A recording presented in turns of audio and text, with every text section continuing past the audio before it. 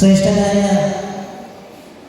ബഹുമാന്യ അച്ഛന്മാര്, സന്യാസിനിമാര്, ആത്മാർത്ഥമായ ഹൃദയം നിറഞ്ഞ ആശംസകൾ ആദ്യം തന്നെ അറിയിക്കുക. ഒരുപാട് സന്തോഷത്തോടു കൂടിയാണ് ഞാനിവിടെ ഇരുന്നത്. സാധാരണ ഇത്തരത്തിലുള്ള പരിപാടികൾക്ക് പോകുമ്പോൾ ആ സമയത്ത് വന്നു കയറി എന്തെങ്കിലും സംസാരിച്ച് പെട്ടെന്ന് തന്നെ വേദിയിൽ നിന്ന് കടന്നു പോകാറാണ് പതിവ്.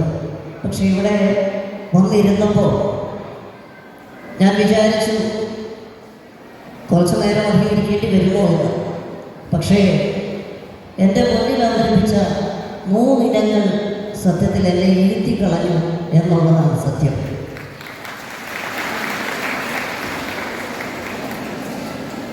ഈ അടുത്ത കാലത്തായിട്ട് ചാനൽ പരിപാടികളിലൊക്കെ ഇരിക്കുമ്പോൾ ഈ ജഡ്ജ്മെൻറ്റിലൊക്കെ ഇരുന്നിരുന്ന് ഈ പരിപാടികളൊക്കെ കണ്ടു കഴിയുമ്പോൾ അതിൻ്റെ നല്ല വശങ്ങളും എന്തെങ്കിലും പോരായ്മകളുണ്ടെങ്കിൽ അതേപ്പറ്റിയൊക്കെ ചിന്തിക്കാറുണ്ട്.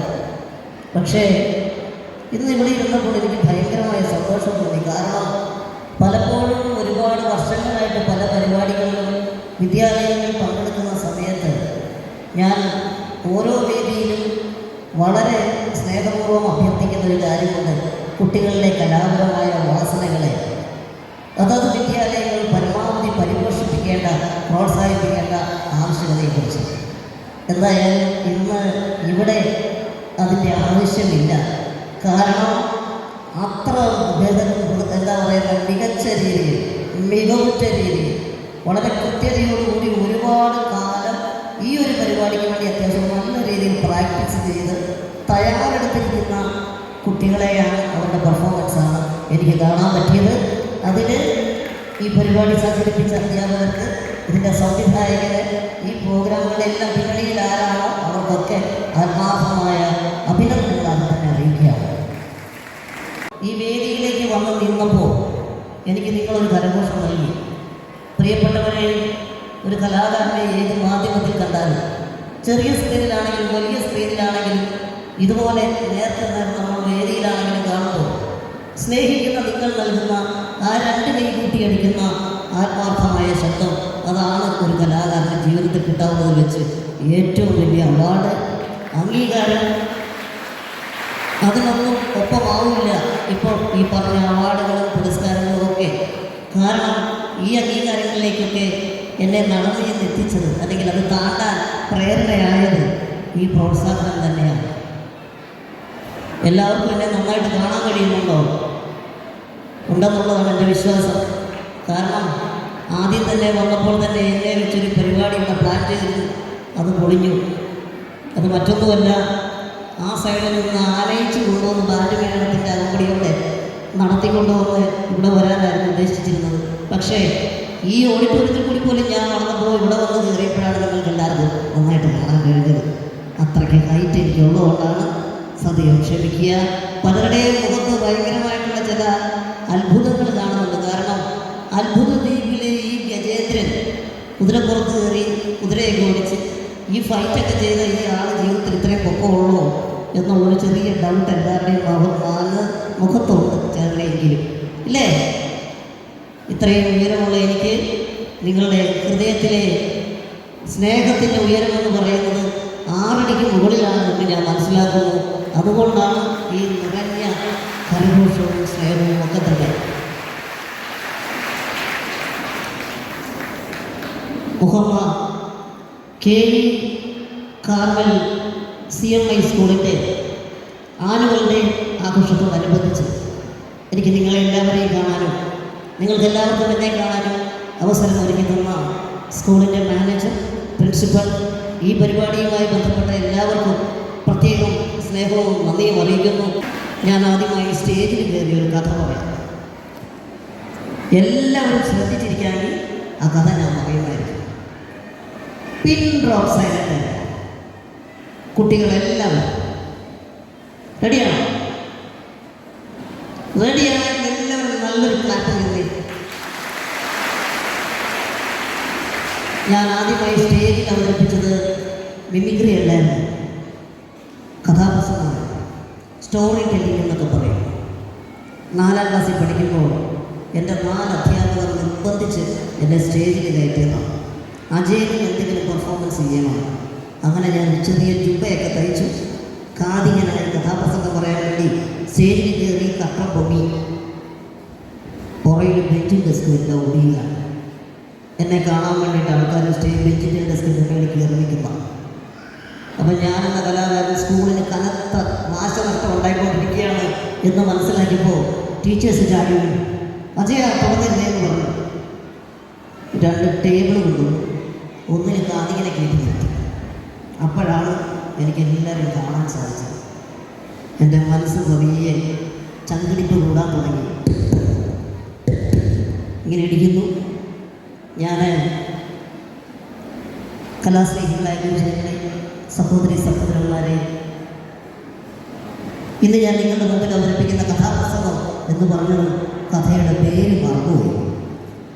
ആരോ സൈഡിൽ നിന്ന് പറഞ്ഞു, ആദികാവ്യം പറഞ്ഞോളാൻ പറഞ്ഞു. അങ്ങനെ പറഞ്ഞ് അവസാനം ആ പ്രോഗ്രാമിൻ്റെ എന്തിൽ കഥ പറഞ്ഞ് നിൽക്കുമ്പോൾ ഓഡിയൻസിൽ നിന്ന് ഒരു ക്ലാപ്പ് വന്നു. അപ്പോഴാണ് എനിക്ക് മനസ്സിലായത് എനിക്ക് ഇങ്ങനെ സ്റ്റേജിൽ നിന്ന് എന്തെങ്കിലും പെർഫോം ചെയ്യാനുള്ള കഴിവുണ്ടായിരുന്നു. അപ്പോൾ നിങ്ങൾ ആലോചിക്കണം, എന്നെ ആ 4 അധ്യാപകരെ നിർബന്ധിച്ച് ഇതുപോലെ ഒരു ആനുവലിലേക്ക് അജയനെ ചെയ്യണമെന്ന് പറഞ്ഞില്ലായിരുന്നെങ്കിൽ ഇന്ന് ഞാൻ നിങ്ങളുടെ മുമ്പ് നിൽക്കില്ലായിരുന്നു. ആ കാലത്തെ എൻ്റെ പ്രധാന വിനോദം വലിയ കുട്ടികൾ തട്ടിയിടാതെ അവരുടെ കാഴ്ചവട്ടിൽ നിന്ന് എങ്ങനെ രക്ഷപ്പെടാം എന്നതിനെക്കുറിച്ച് ഞാൻ റിസർച്ച് നടത്തിക്കൊണ്ടിരിക്കുന്ന കാലമായിരുന്നു. അത് കഴിഞ്ഞതിന് ശേഷം എനിക്ക് ഒരു നിലവിളക്ക് സമ്മാനമായിട്ട് വന്നു. CMS ഹൈസ്കൂൾ ഉളച്ച. അങ്ങോട്ട് ഞാൻ ഹൈസ്കൂളിലേക്ക് പോയി. ഈ സമ്മാനം തരുന്നത് CMS ഹൈസ്കൂൾ CN ചാലുകുന്ന് സ്കൂളിൽ വെച്ച്. അങ്ങനെ ആ സമ്മാനമാണ് ഇപ്പോഴും ഞാൻ സൂക്ഷിച്ചു വെച്ചിട്ടുണ്ട്. അതിൻ്റെ ഈ റെക്കോർഡുകളെല്ലാം കൂടെ ഏറ്റവും വലിയൊരു എന്താ പറയുക, ഒരു വലിയ ഉപകാരം പോലെ ഞാൻ വളരെ ഇതുപോലെ സൂക്ഷിച്ചിരിക്കുന്നു. അതിനുശേഷം പിന്നീട് സ്റ്റേറ്റ് യുവജനോത്സവത്തിൽ ഞാൻ മത്സരിക്കുന്ന കഥാപ്രസംഗത്തിനല്ല, അതും രസാവഹമായൊരു കഥയാണ്. ഫാൻസി ഡ്രസ്സായിരുന്നു. അന്ന് എനിക്കിതിലും വണ്ണം കുറവായിരുന്നു, പൊക്കവും കുറവായിരുന്നു. അന്നത്തെ എൻ്റെ ഇനം എന്ന് പറയുന്നത് കറക്റ്റ് സംഭവമായിരുന്നു. ഒരു കുരങ്ങിൻ്റെ വേഷമായിരുന്നു ഫാൻസി ഡ്രസ്സ്. ബോഡിയിലെല്ലാം ഈ ചാക്കിൻ്റെ ചണം ഒട്ടിച്ചൊട്ടിച്ച് ഫുള്ള് വന്നു. ഫിഗർ തീർന്നപ്പോൾ കണ്ണാടി നോക്കിയപ്പോൾ ഞാൻ തന്നെ ഞെട്ടിപ്പോയി. കറക്റ്റ് നാഷണൽ ജിയോഗ്രഫിക് ചാനൽ പോലെ തന്നെ ഒരു സാധനം. അന്ന് ഇന്നത്തെ പോലെ മൊബൈലൊന്നും ഇല്ലാത്തതുകൊണ്ട് ഒരു ചെറിയ അബദ്ധം പറ്റിയത്, ഫാൻസി ഡ്രസ്സിൻ്റെ വേദി മാറ്റി നമ്മളറിഞ്ഞില്ല. ഒരു ക്ലാസ് റൂമിൽ നിന്ന് റെഡിയായി കൊണ്ടിരുന്നപ്പോൾ പെട്ടെന്ന് ആരോ പറഞ്ഞു, കുരങ്ങന് ടെൻഷനായി. കുരങ്ങൻ ചാടി ഒരു ഓട്ടോയിൽ കയറി പ്രോഗ്രാം നടക്കുന്ന സ്റ്റേജിലേക്ക് പോകുന്നു. അവിടെ ചെന്ന് ടെൻഷനോടുകൂടി വെളിയിലേക്ക് ചാടിയപ്പോൾ തൊട്ട് മുന്നിൽ നിന്ന ചേച്ചി ഞെട്ടി, അയ്യോ ഇതിനെ ആരാണ് അയച്ചു വിട്ടതെന്ന് ചോദിച്ചു. അപ്പോൾ തന്നെ എനിക്ക് സന്തോഷമായി. ഒന്നാം സമ്മാനം എനിക്കാണ്, ഉറപ്പാണ്. കാരണം അത്ര പെർഫെക്ഷൻ ഉണ്ടല്ലോ. അതുകൊണ്ടാണ് ഇതിനെ ആരാണ് അയച്ചു വിട്ടതെന്ന് ചേച്ചി ചോദിച്ചത്. അപ്പോൾ അങ്ങനെ ഞാൻ സ്റ്റേജിൽ ചെന്ന സമയത്താണ് നിർഭാഗ്യം നമ്മൾ അവിടെയും വേട്ടയാടി ഒന്നുമില്ല മത്സരം കഴിഞ്ഞിരുന്നു. അങ്ങനെ ഇത്രയും ബുദ്ധിമുട്ടി വേഷം വേണ്ടി വന്നതല്ലേ എന്ന് വെച്ചിട്ട് പ്രോത്സാഹന സമ്മാനം ഒന്ന് സ്റ്റേജിലൊക്കെ കയറി എന്തെങ്കിലും ഒന്ന് ചാടി മറിഞ്ഞിട്ട് സമ്മാനം എന്ന് പറഞ്ഞു വിട്ടു. ഇത് ഞാൻ പറയാൻ കാര്യം 2 കാര്യങ്ങളാണ് ഞാൻ പറഞ്ഞത്. ആദ്യം എന്നെ സ്കൂളിൽ കയറിയപ്പോൾ എനിക്ക് കിട്ടിയ പ്രോത്സാഹനത്തിൽ നിന്നാണ് സ്വയം തിരിച്ചറിവുണ്ടായത്. ഇവിടെ ചില കുട്ടികളൊക്കെ ആദ്യമായിട്ട് സ്റ്റേജിൽ കയറുന്നവരായിരുന്നു. പക്ഷേ അവർക്ക് നിങ്ങൾ കൊടുക്കുന്ന പ്രോത്സാഹനമാണ് അവരുടെ ജീവിതത്തിൽ ഏറ്റവും വലിയ തിരിച്ചറിവ്. അവരൊരു കലാകാരികളോ ഉണ്ട് എന്നുള്ളത്. അതൊരു കാര്യം. നന്നായിട്ട് കൈയടിക്കാം. കൈയടിക്കാൻ മടിയൊന്നും വേണ്ട. മറ്റൊരു കാര്യം, അതെല്ലാം കഴിഞ്ഞ് സമ്മാനം കിട്ടി ഞാൻ സ്റ്റേറ്റിൽ മത്സരിച്ച സമയത്ത് ആദ്യം തന്നെ എൻ്റെ ഫസ്റ്റ് പെർഫോമൻസ് തന്നെ എനിക്ക് അവസരം നിഷേധിക്കപ്പെട്ടു. എന്നിട്ടും ഞാൻ പിൻവാങ്ങിയില്ല. പിന്നീട് പലതവണ സ്കൂൾ രംഗത്തും അതുപോലെ കോളേജ് രംഗങ്ങളിലുമൊക്കെ ഓണാക്ടിനും മിമിക്രിക്കും ഫാൻസിനൊക്കെ സമ്മാനങ്ങൾ കിട്ടി. മലയാള സിനിമയിലും തമിഴിലൊക്കെ പല സിനിമകൾ അഭിനയിക്കാൻ തുടങ്ങുമ്പോഴൊക്കെ തന്നെ എനിക്ക് ആദ്യത്തെ എൻ്റെ സ്കൂളിൽ നിന്ന് കിട്ടിയ ആ ഒരു പ്രോത്സാഹനവും പ്രചോദനവുമാണ് എനിക്ക് പ്രേരക ശക്തിയായി എന്നും എൻ്റെ കൂടെ നിന്നിട്ടുള്ളത്.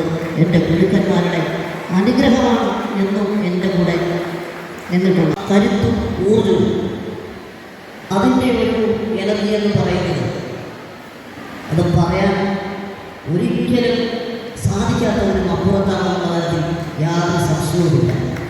അതുകൊണ്ട് ഇത്തരത്തിലുള്ള വേദികൾ പരമാവധി നിങ്ങൾ യൂസ് ചെയ്യണം എന്നുള്ള കാര്യത്തിൽ യാതൊരു സംശയവുമില്ല. ഇപ്പോൾ ജഡ്ജ്മെൻറ്റിൻ്റെ കാലത്തെ പറ്റി ഞാൻ നിങ്ങളോട് പറഞ്ഞു. ആദ്യത്തെ ഡ്രാമയിൽ ആ കുട്ടികൾ പെർഫോം ചെയ്യുന്നത് അതിഗംഭീരമായിട്ടാണ്. എത്ര പക്വമായിട്ടുള്ള പല കഥാപാത്രങ്ങളുമാണ് അവർ കയ്യേറ്റത്തോടുകൂടി പെർഫോം ചെയ്യുന്നത്.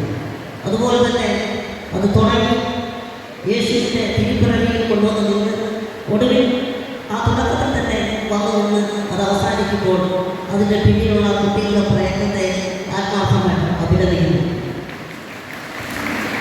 ചിരിക്കാൻ എന്തെങ്കിലും വാക്ക് കണ്ടെത്തണമെന്നുള്ളത് അതിനൊരു ഉദാഹരണം ഇവിടെ എത്തി നോക്കിയപ്പോൾ എനിക്ക് തോന്നിയത് മറ്റൊന്നുമല്ല. യേശുവിൻ്റെ തിരുപ്പിറവി സമയത്ത് നിങ്ങൾ ശ്രദ്ധിച്ചോന്ന് അറിയില്ല, 2 മാലാഖമാർ വന്നു, കുഞ്ഞു മാലാഖമാർ. ഒരു മാലാഖ വഴിതെറ്റി വന്നു. ഗൂഗിൾ മാപ്പിൻ്റെ സഹായത്തോടുകൂടി അവിടെയൊക്കെ നിൽക്കുന്നു, എങ്ങോട്ട് പോകണമെന്ന് അറിയത്തില്ല. മറ്റൊരു മാലാഖ യേശു ജനിച്ച കാര്യം അവരുടെ ടെൻഷൻ ചിറകെടുക്കാതെയാണ് വന്നത്.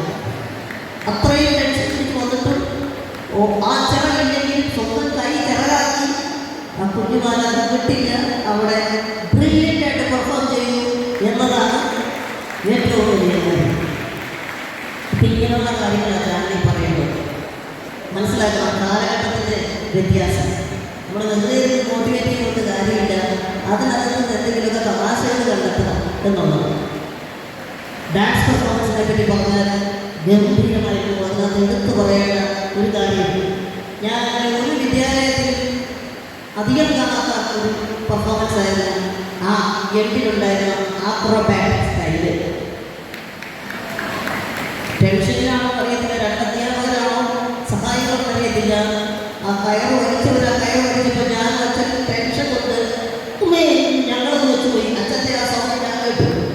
അച്ഛൻ ടെൻഷൻ വെച്ചിട്ട് കാരണം അതൊരു പോകാൻ വെച്ച് മുകളിലോട്ട്. പക്ഷേ അവിടെ വിജയിച്ചെന്ന് പറഞ്ഞു കഴിഞ്ഞാൽ അവരുടെ ആ പ്രാക്ടീസാണ്, അവർക്ക് പരസ്പരം അങ്ങോട്ടും ഇങ്ങോട്ടുമുള്ള വിശ്വാസം. അതുപോലെ തന്നെ ഓരോ പ്രോഗ്രാമും ഒന്നിനൊന്നിന് മികച്ചതാകണം എന്ന മത്സരബുദ്ധിയോടെ ആ ഒരു എന്താ പറയുന്നത്, ഇവിടെ വന്നിരിക്കുന്ന ഞങ്ങളെയൊക്കെ അത്ഭുതപ്പെടുത്തണം എന്ന ആ ഒരു ആത്മാർത്ഥമായ ഏക മനസ്സോടെ ആ കുട്ടികൾ ഒന്നിച്ച് നിന്ന് ഗംഭീരമായിട്ട് പെർഫോം ചെയ്തതിന് അവർക്ക് എല്ലാവർക്കും പ്രത്യേകം എൻ്റെ സ്നേഹനിർഭരമായ ഒരു ആശംസകൾ അറിയിക്കുന്നു. ഇപ്പോഴത്തെ കുട്ടികളെന്ന് പറയുന്നത് അസാധ്യമായിട്ടുള്ള ചിന്താശക്തിയുള്ള, നമ്മുടെ ചിന്തിക്കുന്നതിനൊക്കെ അപ്പുറത്ത് ഒരുപാട് കാര്യങ്ങൾ ഗ്രഹിക്കുകയും മുന്നോട്ട് പോവുകയും ചെയ്യുന്ന കുട്ടികളാണ്. അപ്പോൾ തീർച്ചയായും അവരോട് ഒരുപാട് കാര്യങ്ങൾ പറയുന്നതിനേക്കാൾ അപ്പുറത്ത് ചെറിയ ട്രാക്കിംഗ് മതി, ചെറിയ സ്റ്റിച്ചിങ് മതി, അവരുടെ ജീവിതത്തിൽ വലിയ വലിയ മാറ്റങ്ങളുണ്ടാവും എന്ന് മാത്രം പറഞ്ഞുകൊണ്ട് എന്നെ ക്ഷണിച്ചതിന് സ്കൂളിൻ്റെ എല്ലാ ഭാരവാഹികൾക്കും ഒറ്റ വാക്കിൽ നന്ദി പറഞ്ഞുകൊണ്ട്